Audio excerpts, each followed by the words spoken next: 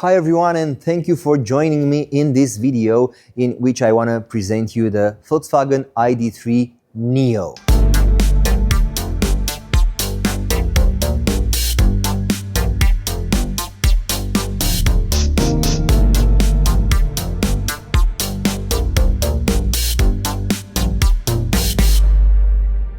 Before moving on, I just want to point out that this video is not sponsored by Volkswagen in any way.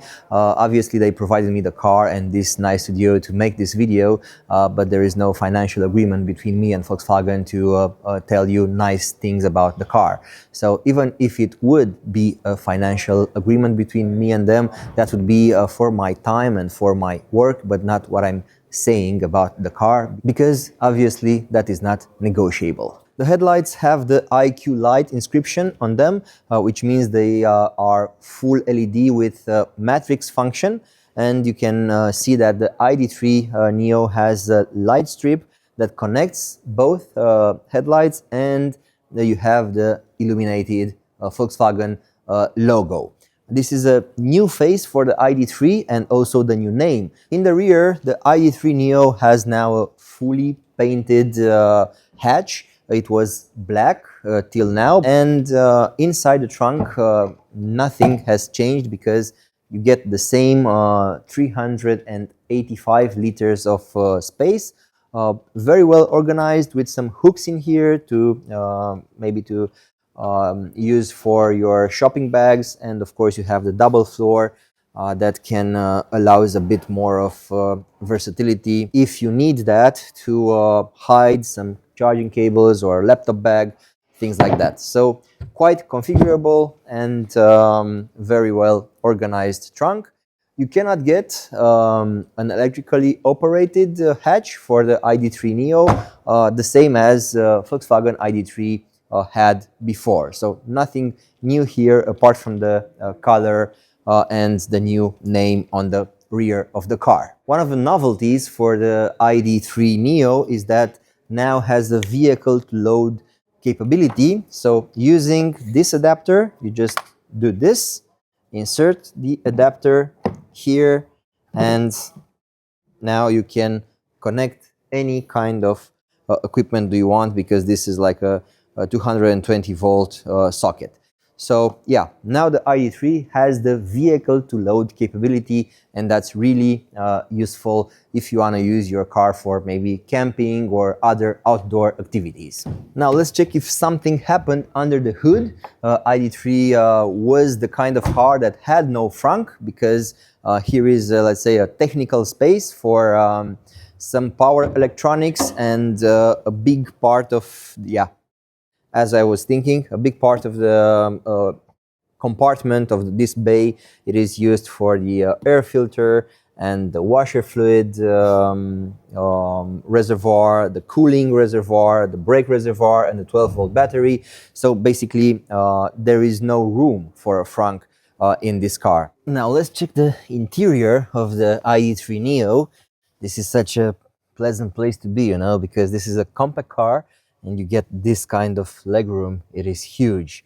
And I also have enough room under the front seat, which is set to its lowest position.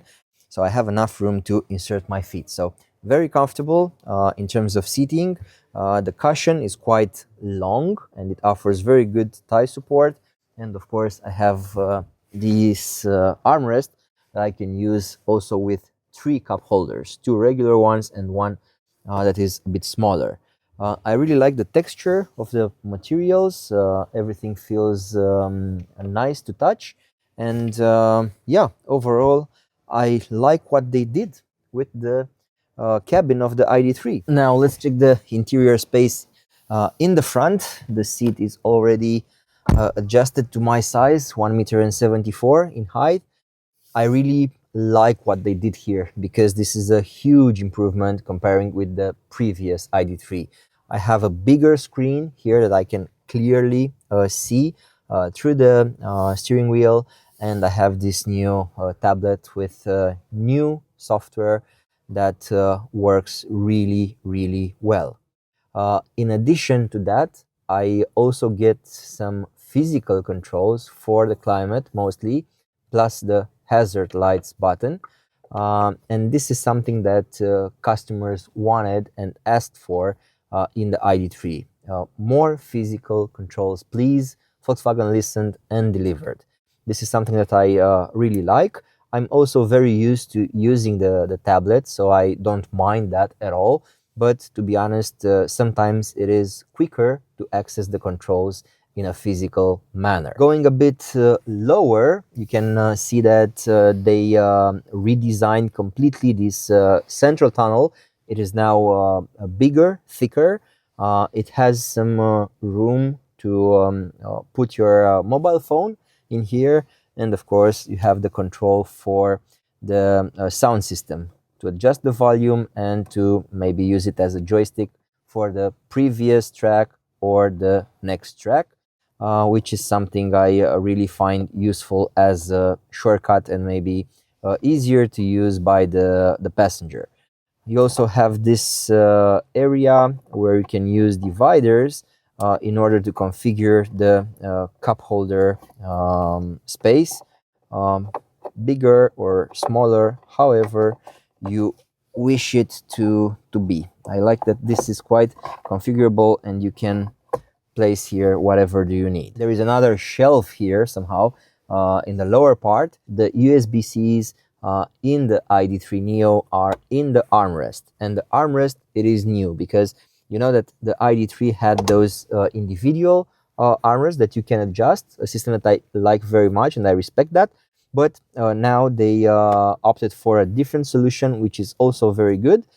This is not adjustable, but it is placed where it should be. And inside you have the two USB-C connectors for your charging cable. Quite big changes for the steering wheel as well, because now you have physical controls. So you get real buttons on the steering wheel with very clear controls. You have this part for the assistance systems, this part to control the driver display, and in the lower part you have the infotainment or the multimedia settings for music, the next track, the previous track, and the volume, of course. I was a big fan of the touch controls as well because I got to love them in the end. But either way, this is a solution that I like it too. So for me, at least, it doesn't matter if it's touch control or this. I consider them both very good. And I think the most interesting is this button here, because offers you different ways of viewing your content. And you have basically three screens. This is one skin, the second skin, the third skin, and when you activate the retro theme, you get this one as well. As you can see, the car is now 75% charged and offers a real range of around 376 kilometers. It is a very good figure for this car with a 79 kilowatt hour battery. If I'm deactivating the retro theme, I can configure this screen more. If I'm long pressing an area, I can put a different, let's say, control over there. I can customize that. I also can customize these shortcuts from the car menu. I can put in those 6 shortcuts. And of course, I can configure this area on top. I can put maybe I don't want the parking, and maybe I want the phone, and I just drag it here and drop it, and that's it.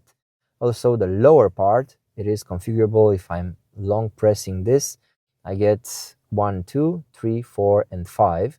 These buttons can be changed with something else, for example. It doesn't matter what you want. You can select from this very big list of controls. If you're pressing the seat, you are going to the seat functions. You have the massage. Let's start the massage with 3 types of massage. And of course, you have the heated seats on 3 levels. The control for the steering wheel, heated steering wheel is here. And yeah, you have quite fast access to everything you wanna control. You have on the left side the stalk for the turn signal, of course, and the other controls for front wipers and rear wipers, and in the tip of the stalk you get the button to spray the windshield. On the right side you get the control for the transmission with illuminated letters. That is something that was reserved till not back in the past to the ID.7. But now Volkswagen it is introducing this lever with illuminated letters on all the models, it seems. This control pad for the headlights has been modified. Now you can press it. And it is no longer a touch sensitive area only. It is basically a big button that you can press, and you can use to turn on the bad weather lights, the front lights, the rear lights, and of course the headlights. It is a very good implementation and evolution of the touch controls that Volkswagen first introduced on the ID.3. Because customers complain a lot about the glossy plastic around this part, now it is completely changed, and you have no plastic that is glossy anymore. And as an addition to that, you get 4 real control buttons to operate the windows, all of them with the automatic function with one touch lift or raise the window. You get also a physical control for the mirrors that you can use. You get also the heating function as well. This was the same as before, but now the button it is more stylish and it has more clear, let's say, phases. You can really feel it under the pressure of your fingers. And also the control button to lock and unlock the car, it is now a physical button, not a touch button anymore like it used to be. This is all from my side with the Volkswagen ID.3 NEO, a very consistent facelift for the ID.3 with this NEO. I really like what they did with the car. In most of the critical aspects, the car was improved. So, thank you for watching this video. Till our next meeting online on YouTube. You can also write me in the comment section and we can continue our conversation in that area as well. Thank you very much for watching. Bye bye.